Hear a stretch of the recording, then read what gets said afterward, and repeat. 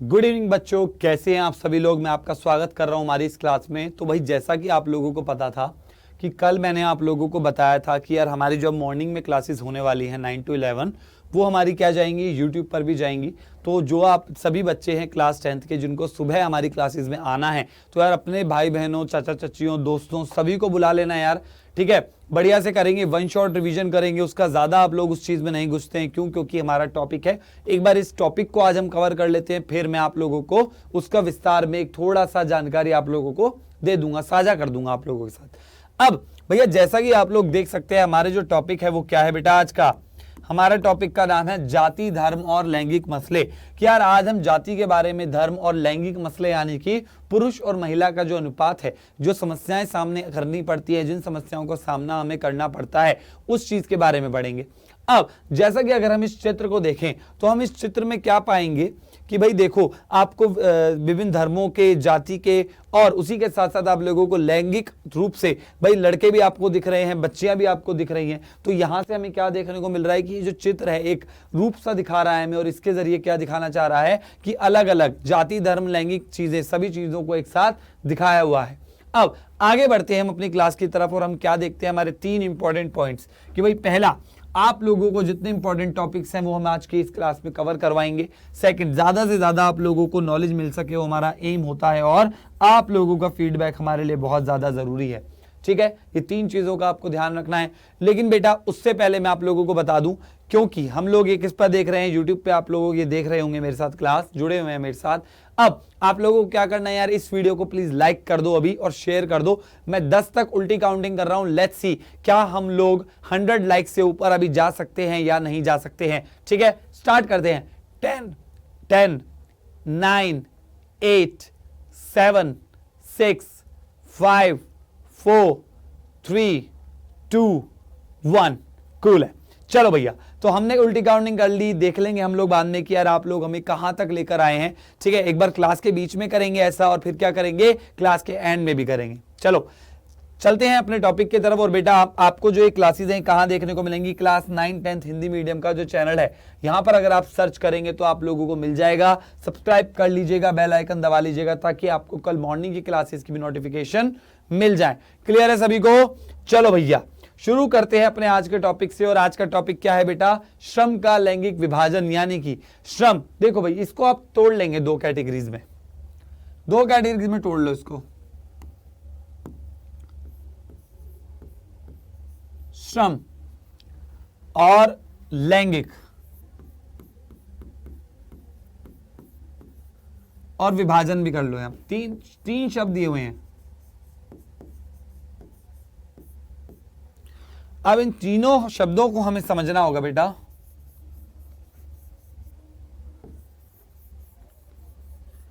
और एक और चीज मैं आप लोगों को बता दूं कि आज की कक्षा में हम लोग क्या पढ़ रहे हैं, लैंगिक असमानताओं को पढ़ रहे हैं। क्या पढ़ रहे हैं आज की क्लास में हम, लैंगिक यानी कि लिंग के आधार पर जो असमानताएं हैं,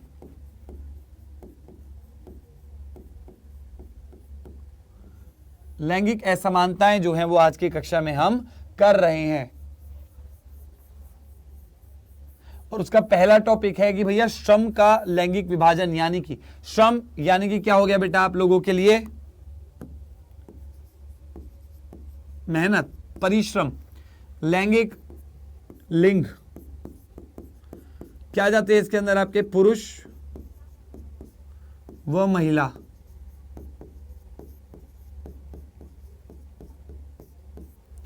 विभाजन यानी कि एक तरीके से बांट दिया, यानी कि अंतर की बात करी जाएगी यहां पे, ठीक है। इस तरीके से हम लोग क्या करेंगे, इसको 3-4 हिस्सों में तोड़ लेंगे।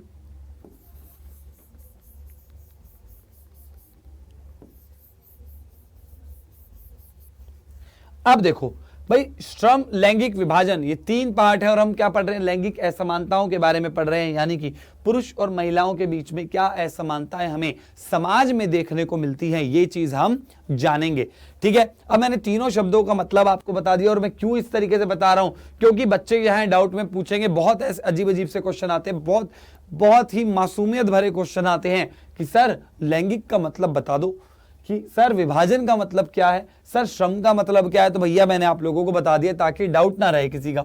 बड़े मासूम सवाल पूछते हो भाई, बड़े मासूम हो आप लोग, ठीक है। तो भैया देखो श्रम लैंगिक विभाजन यानी कि श्रम के आधार पर लैंगिक विभाजन। अब देखो यार मैं आप लोगों से एक सिचुएशन दे रहा हूं, मुझे आप लोग ये बताइए, आप लोग अपने घर में अगर देखते हैं तो अधिकांश बच्चे क्या पाएंगे कि यार उनके जो पिता हैं, जो फादर हैं उनके, वो क्या करते हैं, नौकरी करते हैं। हो सकता है भैया खेती करते हो, खेत में काम करते हो, व्यापारी हो, ठीक है, हो सकता है श्रमिक हो सकता है भाई कोई ऑफिसर हो, और हो सकता है क्या भैया कोई टीचर है किसी अन्य पद पर हो।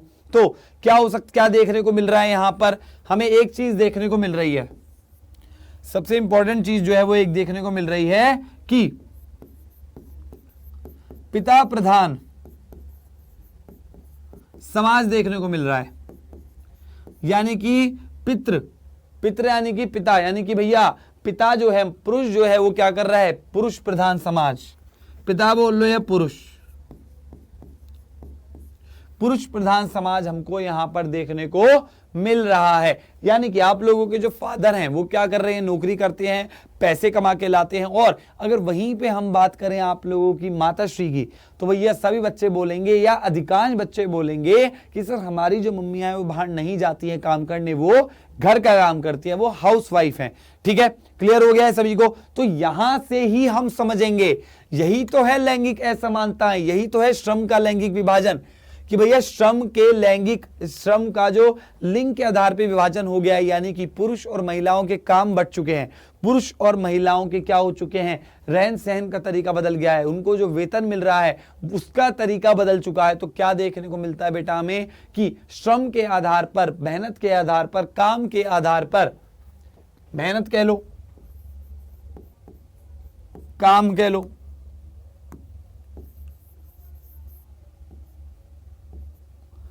तो इन सब चीजों से क्या देखने को मिल रहा है हमें कि भैया पुरुष और महिलाएं, यानी कि अगर बात करते हैं आपकी माता और पिता की, तो आप क्या पाते हैं कि भैया हमारे जो फादर हैं, पिता हैं, वो क्या करते हैं, जाते हैं और बाहर नौकरी करते हैं, चाहे वो खुद के खेत में काम करना हो, कहीं पे मजदूर हो, श्रमिक हो, कोई डॉक्टर है, कोई ऑफिसर है, तो ये देखने को मिलता है। और अधिकांश घरों में महिलाएं जो होती हैं वो क्या है, हाउस वाइफ होती हैं, क्या करती है भैया, घरों का काम करती हैं, अपने घर को संभालती हैं। तो पहला तो ये अंतर आप लोगों को देखने को मिल गया है। देखिए समझने का है पूरा चैप्टर पूरा अध्याय समझने का है ये, इसके अंदर कोई ऐसा कॉन्सेप्ट नहीं है जो आपको याद करना पड़े जबरदस्ती। क्लियर है सभी को।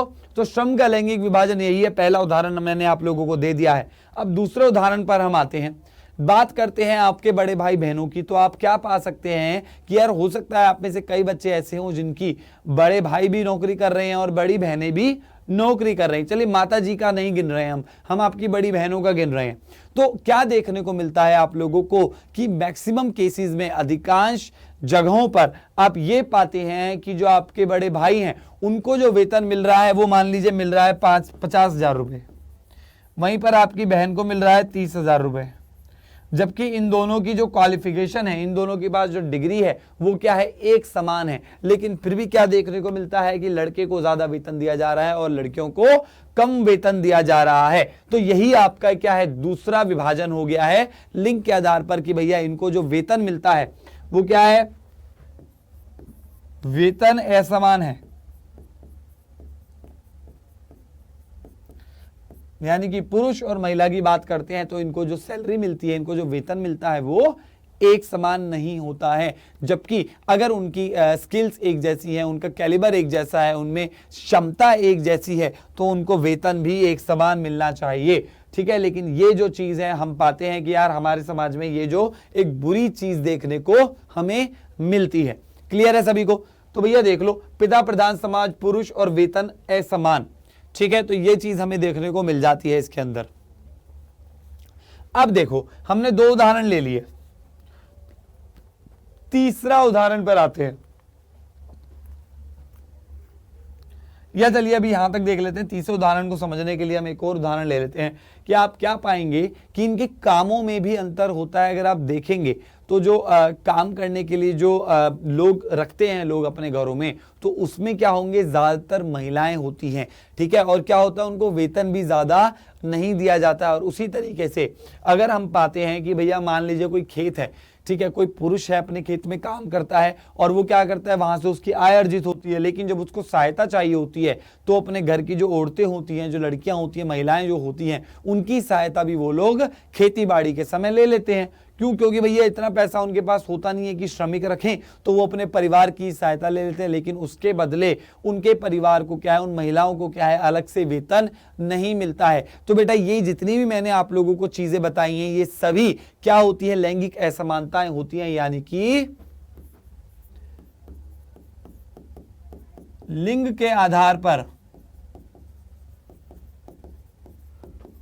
काम, आय, कार्यक्षमता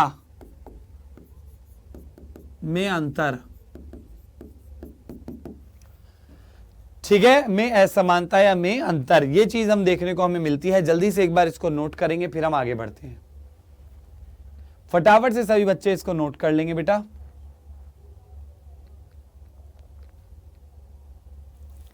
और इसी के साथ मैं आप लोगों को एक चीज और बता दूं, कल की क्लास जो हुई थी उसमें मैंने बच्चों को एक टारगेट दिया था, और वो टारगेट क्या था कि यार प्लीज ना 200 लाइक्स करवा दो।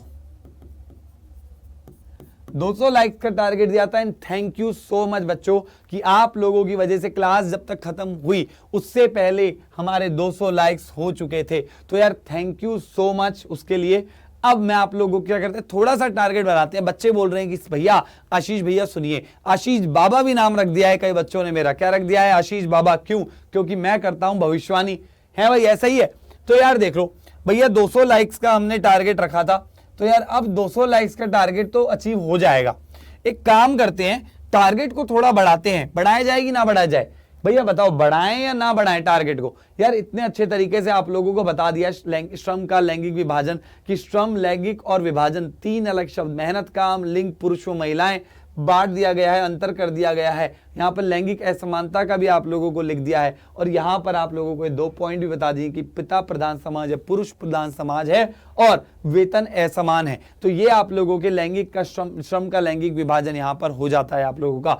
तो यार इतने अच्छे तरीके से पढ़ाया जा रहा है, तो यार हमें भी थोड़ा सपोर्ट करो। जल्दी बताओ कितने लाइक्स देंगे इस बार आप लोग?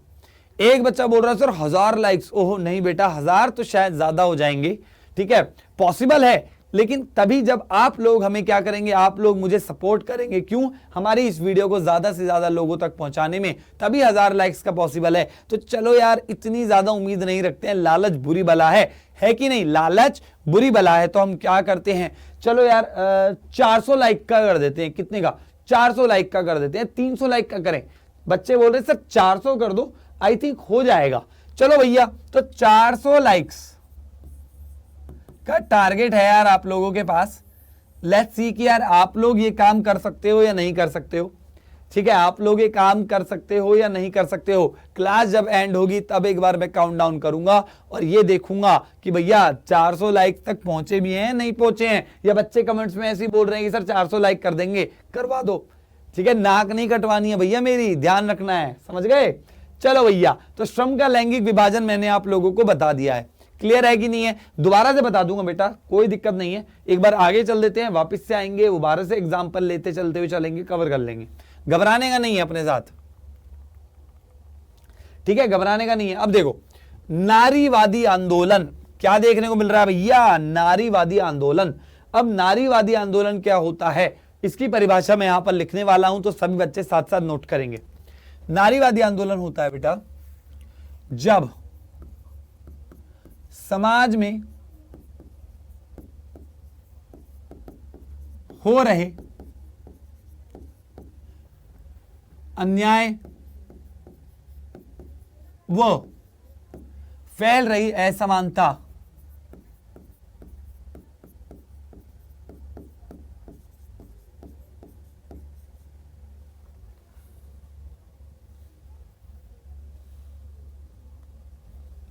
फैल रही असमानता के विरुद्ध महिलाएं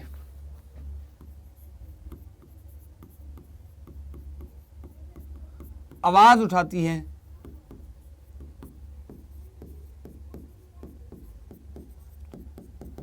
और अपने हक को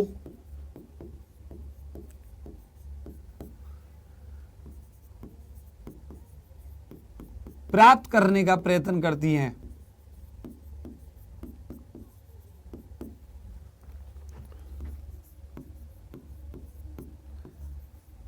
यह प्रयत्न करना, यह आप लोगों का क्या कहलाता है बेटा? नारीवादी आंदोलन कहलाता है। और इतिहास में भी और समय समय पर यह चीज होती रही है।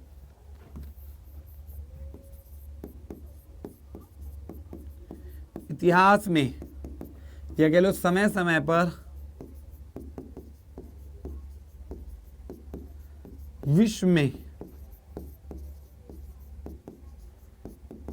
देखने को मिलती रही है।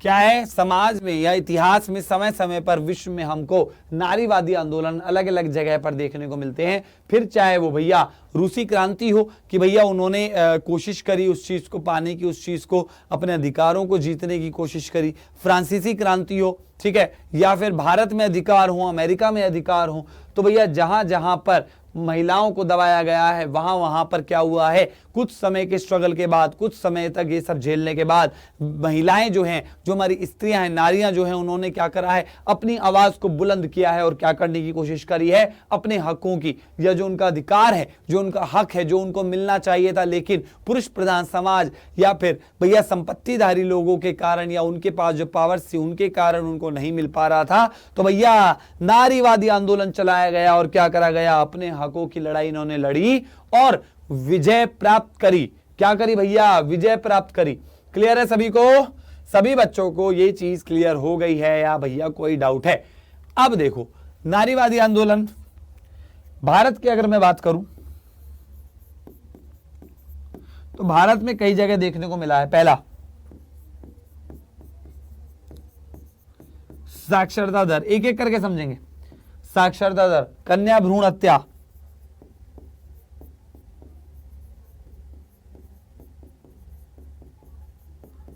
बालिका वधू,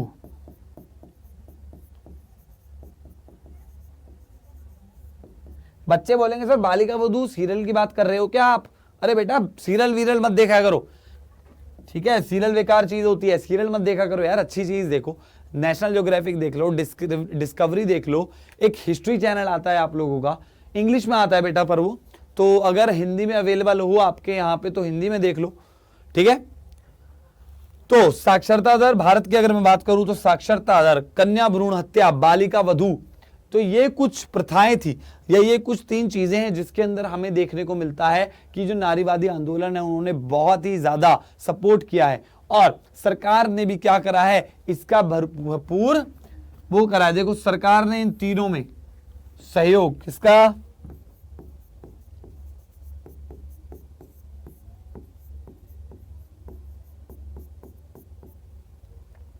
तो भाई देखो समय समय पर हुआ है। तो पहली बात करते हैं हम किसकी? साक्षरता दर की। किसकी बात कर रहे हैं? साक्षरता दर की हम बात कर रहे हैं। और अगर हम साक्षरता दर की बात करते हैं तो सबसे इंपॉर्टेंट चीज देखने को मिलती है कि अगर हम भारत की बात करें तो भारत में कितना है? अगर 74% या अगर 70% मान लो मैन जो है आपके वो साक्षर हैं, वो साक्षर हैं, तो वहीं पे केवल 54% महिलाएं ही साक्षर देखने को मिलती हैं। मेन और विमेन, क्या होता है मैन और विमेन? बेटा इसको वुमन नहीं बोलना है, विमेन होता है। क्या होता है? विमेन, ठीक है? तो और लिखते कैसे हैं? WOMEN, वुमन नहीं बोलते हैं, विमेन बोलेंगे। तो ये चीज क्लियर हो गई है। भारत में 70% जो पुरुष हैं वो साक्षर हैं और 54% महिलाएं। तो यहां पर हमें देखने को क्या मिल रही है? लैंगिक असमानता देखने को मिल रही है। और जो हमारे नारीवादी आंदोलन थे, जो शक्तियां बनी थी, ये सरकार ने जो इसके लिए सहयोग दिया था, महिलाओं के संगठन बने, उनको मजबूत करने के लिए जो चीजें करी गई, तो वो सभी चीजें क्या है? आपकी साक्षरता दर, कन्या भ्रूण हत्या और बालिका वधू, इन सभी में देखने को आपको मिल जाती है। बालिका वधू यानी कि भैया एक तरीके से बाल विवाह। क्या है? बालिका वधू जानबूझकर लिखा है ताकि आप लोगों का ध्यान उधर जाए, ठीक है? लेकिन इसको हम बोलते क्या है बेटा? बाल विवाह। लेकिन क्या है ना, बाल विवाह पे कान खड़े नहीं होंगे आप लोगों के। कब कान खड़े हो जाएंगे? जैसे ही सर ने एक सीरियल का नाम लिया तो भैया हमारे सबके कान खड़े हो गए। अब बेटा तीनों से नुकसान क्या है, तीनों से नुकसान क्या क्या हो सकता है? तो देखो, साक्षरता दर की अगर मैं बात करूं बेटा, अगर मैं देखूं आप लोगों से पूछूं कि यार मुझे एक बात बताओ, सकल घरेलू उत्पाद सभी बच्चों ने पढ़ा है, सकल राष्ट्रीय उत्पाद सभी ने पढ़ा, सबको पता है कि प्रति व्यक्ति आय से जुड़ी होती है। और प्रति व्यक्ति आय क्या होती है? जो प्रति व्यक्ति आय है,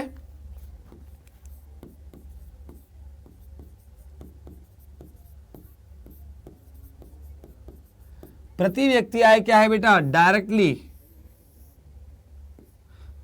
ये डायरेक्टली का होता है बेटा सिंबल। तो डायरेक्टली किससे जुड़ी हुई है? आपकी अर्थव्यवस्था से।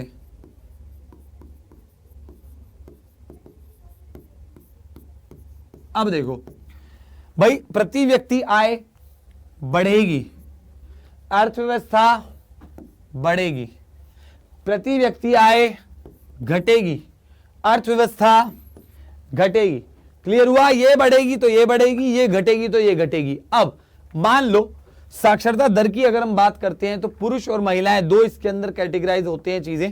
पुरुष जो हैं, मान लो भैया आपको पता है साक्षरता दर जो होती है, पढ़ना लिखना जो होता है, अपना नाम पढ़ना लिखना, इससे क्या होता है? आप एक बेहतर मानव पूंजी बनते हो, बेहतर मानव संसाधन बनते हो। और अगर आप एक बेहतर मानव संसाधन हो तो आप क्या करते हो? आप सक्षम हो अपना जीवन जीने में, उसको बेहतर तरीके से एक जिंदगी में बदलने के लिए। यानी कि आप एक बेहतर नौकरी पा सकते हो, बेहतर तरीके से आप खेती बाड़ी कर सकते हो या कोई व्यवसाय कर सकते हो। तो आपने क्या करा? मान लो भैया पुरुष की बात हुई, मान लो चलो कि हमारे पास 1 लाख पुरुष हैं और 1 लाख ही महिलाएं हैं।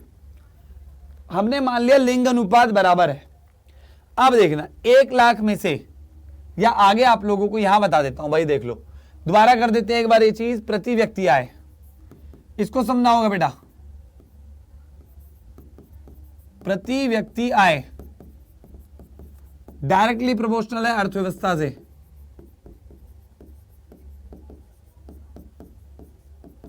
अब हमने बात करी किसकी? 1 लाख पुरुष की बात करी और 1 लाख ही महिलाएं। अब 1 लाख में से 70,000 साक्षर हैं और एक बेहतर नौकरी इन्होंने पाई हुई है। और इन 1 लाख में से मात्र 40,000 क्या है? साक्षर हैं। तो अब आप मुझे बताओ कि साक्षर दर क्यों इंपॉर्टेंट है? अगर मान लो हम जो पुरुष प्रधान समाज है हमारा, अगर वो बचे हुए 30,000 पे तो ध्यान दे रहा है पर महिलाओं पे ध्यान दे नहीं रहा है, और ये जो 40,000 हैं ये भी खुद मेहनत करके पहुंच गई हैं, इन पे फोकस नहीं करा गया है, तो क्या होगा भाई? 1 लाख और 1 लाख 2 लाख, 2 लाख व्यक्तियों की प्रति व्यक्ति आय की बात होगी। यहां पे 2 लाख लोग हैं ना, तो 2 लाख की बात होगी। लेकिन 2 लाख की बात क्यों करेंगे यार? 2 लाख में से कितने? 60,000 तो यही नहीं, कम कर दो, महिलाएं माइनस कर दो, और 30,000 माइनस कर दो पुरुष, 90,000 तो यही माइनस हो गए, बचे कितने? 1,10,000। यानी कि जो 1,10,000 लोग हैं, ये इनकी जो आय है वो अर्थव्यवस्था में जुड़ रही है, और जो ये 90,000 है इनकी जुड़ी नहीं रही है। लेकिन जो 90,000 हैं वो 90,000 संसाधनों का प्रयोग कर रहे हैं, वो जो 90,000 हैं वो अर्थव्यवस्था से जुड़े हुए हैं, सहयोग नहीं कर रहे हैं। सहयोग 0 है, खपत 100% है। भैया अपना तो उनको पेट पालना है ना, वो संसाधनों का तो प्रयोग करेंगे, लेकिन जो आपका सहयोग है वो 0 है। कोई अर्थव्यवस्था में कोई हेल्प नहीं है, लेकिन अर्थव्यवस्था से ले रहे हैं। और ये बेचारे जो 1,10,000 हैं, जिसके अंदर 70,000 पुरुष और 40,000 महिलाएं हैं, ये 1 लाख क्या कर रहे हैं? ये 1 लाख सहयोग भी कर रहे हैं और खपत भी कर रहे हैं। तो अगर हम सहयोग और खपत को इनका मिला दें तो भैया ये जो 1,10,000 है ना, इनसे भी ये जो नंबर है ये भी पूरा 100% नहीं दे पा रहा है। क्यों? क्योंकि अगर ये 60% दे रहे हैं तो 40% ले भी तो रहे हैं। जिन बच्चों को कॉन्सेप्ट क्लियर नहीं हुआ है दोबारा सुन लो, वापस रिपीट नहीं होगा, कि प्रति व्यक्ति आय जुड़ी होती है अर्थव्यवस्था से। और अगर हम बात करते हैं साक्षरता की, साक्षरता दर की अगर मैं बात करता हूं तो क्या क्लियर हो जाता है कि भैया साक्षरता दर होगी अच्छी तो बेहतर नौकरी पा सकोगे। अब अगर महिलाएं सशक्त नहीं होंगी, अगर लिंग जो हमारी असमानता है उसको दूर नहीं किया जाएगा, महिलाओं और पुरुष दोनों पर ध्यान नहीं दिया जाएगा, तो हमारी देश की अर्थव्यवस्था नहीं बढ़ेगी, उल्टा एक लॉन्ग पीरियड में उसका जो ग्राफ आपको गिरता हुआ ही दिखेगा। तो बस यही है इसके अंदर। अब कन्या भ्रूण हत्या क्या है कि भैया बच्चियों के पैदा होने से पहले उनकी मृत्यु करवा दी जाती है, ठीक है, अबॉर्शन हो जाता है या एक तरीके से पैदा हो जाते हैं तो उनको मार दिया जाता है। तो भैया उस चीज को कम करा गया है, कानून बनाए गए हैं सख्त, और हम लोगों की भी जिम्मेदारी है कि सामाजिक रूप से या एक सामाजिक प्राणी होने के कारण हम इस चीज को अवॉइड करें। बहुत गलत चीज है, क्योंकि भैया अगर लिंग अनुपात बिगड़ जाएगा तो भाई मान लीजिए हमारे जो बच्चे हैं, लड़के हैं जो, तो भैया आगे जाके शादी ब्याह करोगे कि नहीं करोगे? तो करोगे किससे? दूसरे लड़कों से ही कर लोगे? हैं भाई बताओ जल्दी, किससे करोगे? तो भैया ये जो लिंग अनुपात है क्या होना है? बराबर होना बहुत जरूरी होता है, बैलेंस जो है बहुत ज्यादा जरूरी है। अब बाल विवाह, जो भैया मैंने बालिका वधू से आप लोगों को पकड़ा था कि कुछ बच्चे तो कूदते हुए आएंगे कि सर बालिका वधू हम देखते हैं, तो भैया बाल विवाह जो है ये नहीं होना चाहिए। क्यों? क्योंकि बाल विवाह में जो उम्र बच्चियों की पढ़ाई करने की होती है और वो क्या हो जाती है, वो चीज कॉम्प्रोमाइज हो जाती है और पढ़ना लिखना हो जाता है बंद। ठीक है, सभी को क्लियर हो गई ये चीज? जल्दी से नोट कर लेंगे, फिर आगे बढ़ रहे हैं। समाप्ति की ओर है हमारा ये चैप्टर, बस एक ग्राफ और करना है, फिर क्लास खत्म। फटाफट से नोट करेंगे इसको। चलो भैया कर लिया होगा नोट। अब देख लो यार, यहां पर एक ग्राफ दिया हुआ है कि महिलाओं का राजनीति में प्रतिनिधित्व। अब मुझे एक चीज बताओ, महिलाओं की मदद सबसे ज्यादा कौन कर सकता है? जल्दी बताएंगे। तो भैया महिलाओं की जो मदद है वो दूसरी महिलाएं कर सकती हैं। और ये जो महिलाएं हैं हमारी, ये कहां पर कर सकती है? अगर भैया वो राजनीति से जुड़ जाएं। पॉलिसी मेकिंग और पॉलिसी इंप्लीमेंटेशन, ये दो ऐसी चीज है जहां से आप बहुत ही बड़े हिस्से को एक जनसंख्या के टारगेट कर सकते हो, फोकस आप कर सकते हो उन पे। पॉलिसी मेकिंग होती है आपकी राजनीति में, पॉलिसी इंप्लीमेंटेशन आपकी होती है ब्यूरोक्रेसी में, यानी कि जो कि आपके आईएएस ऑफिसर, पीसीएस, एसएससी, ये सारे जितने भी एग्जाम्स होते हैं उनके थ्रू जब आप लगते हो, फिर चाहे वो आपका तहसीलदार हो, पार्षद हो, ठीक है, ये सारी चीज, पार्षद नहीं होगा बेटा, पार्षद राजनीति में आ जाता है, ठीक है, पॉलिटिक्स और ऑफिसर जो होते हैं, ये सभी जब तक इसमें महिलाएं नहीं आएंगी, महिलाओं को सरकारी नौकरियां ज्यादा नहीं मिलेंगी, महिलाएं राजनीति का हिस्सा नहीं बनेंगी, सांसद नहीं बनेंगी, विधानसभा के सदस्य नहीं बनेंगी, प्रधानमंत्री, राष्ट्रपति नहीं बनेंगी, तब तक क्या होगा? महिलाओं का सशक्तिकरण असंभव है। और अगर हम इस ग्राफ को देखें तो हम क्या पाते हैं कि राजनीति में प्रतिनिधित्व महिला का इंडिया में क्या है? इंडिया में बहुत कम है। और इंडिया से क्या है? इंडिया केवल जो आपका ये अगर हम देखें भाई, देखो अरब स्टेट जो है, अरब स्टेट्स का बहुत कम है। क्यों? क्योंकि भैया वहां पे इस्लामिक कानून होता है और वहां पर महिलाओं को वैसे भी ज्यादा अनुमति नहीं दी जाती। लेकिन भारत में, भाई भारत तो एक लोकतांत्रिक देश है, यहां पर क्या है, सबको एक समान माना जाता है संविधान के अनुसार। तो क्यों ये नंबर इतना डाउन क्यों है? खुद से सवाल पूछोगे और क्या करोगे? होमवर्क करके लाओगे, मुझे बताना है। एक लॉन्ग क्वेश्चन लिख कर लाना और उस क्वेश्चन में क्या होगा, सभी बच्चे ध्यान से सुनेंगे, मुझे बताएंगे कि भारत में महिलाओं के राजनीति में प्रतिनिधित्व कम क्यों है, क्या कारण है कि जो महिलाएं हैं वो राजनीति में ज्यादा हिस्सा नहीं लेती हैं। ठीक है, उसके बाद अगर हम देखेंगे तो नॉर्डिक कंट्रीज में अगर आप देखोगे तो देखो 40%, अरे बाप रे भैया बहुत ही बड़ा नंबर है। और अमेरिका में भी बहुत अच्छा नंबर है। यूरोप में फिर कम होता जाता है और धीरे धीरे क्या होता जाता है भैया, कम होता जा रहा है ये चीज। ठीक है, इसी के साथ आप लोगों का ये चैप्टर जो है बेटा खत्म हो जाता है, क्लास हमारी अब खत्म है। सिर्फ आप लोगों को मैं एक चीज बता दूं, आप लोगों को बता दूं मैं कल से क्लास 10th एंड 9th भी, basically main focus class 10th पे है। तो आप लोगों की सुबह 9 से 11 या कह लीजिए 10:40 समथिंग तक क्लास होगी। वन शॉर्ट रिवीजन होगा बेटा, पहली बता दूं। साथ ही साथ YouTube पर होगी, चैनल का नाम आप लोगों को पता है, YouTube पर होगी ये क्लास। और ज्यादा से ज्यादा बच्चों को हमारे साथ जुड़ना है और हमारी कोशिश रहेगी कि आपकी 15 फेब से पहले हम क्या कराएं भैया, आप लोगों के एग्जाम से पहले आप लोगों का सिलेबस कंप्लीट करवा दिया जाए, या जितने भी इंपॉर्टेंट चैप्टर्स हैं जो टफ हैं और इंपॉर्टेंट हैं तो कम से कम उन्हें तो कवर करवा दिया जाए। क्लियर है सभी बच्चों को? किसी बच्चे को कोई डाउट तो नहीं है यार? कोई ऐसी चीज तो नहीं है कि सर हमें समझ नहीं आया?